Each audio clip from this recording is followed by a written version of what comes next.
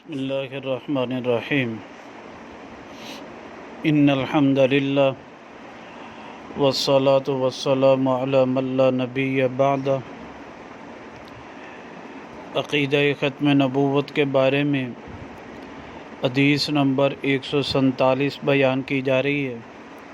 یہ حدیث مبارکہ کنز الامال فی سنن الاقوال والافعال، جلد نمبر 1 صفحہ نمبر 111، رقم الحدیث 987 جو ہے۔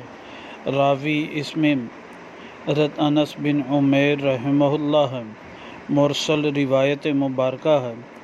نبی پاک صلی اللہ علیہ وسلم نے فرمایا، یا ایھا الناس، اے لوگو، انزل اللہ کتابہ علی لسان نبی، اللہ نے اپنی کتاب اپنے پیغمبر کی زبان پر نازل فرمائی۔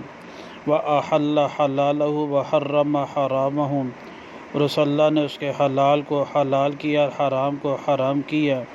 فیما احل فی کتابہ، پر جو اللہ کے نبی کی پر نازل کردہ کتاب میں چیز حلال ہے، پس وہ حلال ہے۔ فہو حلال الی یوم القیامہ، وہ قیامت تک حلال رہے گی۔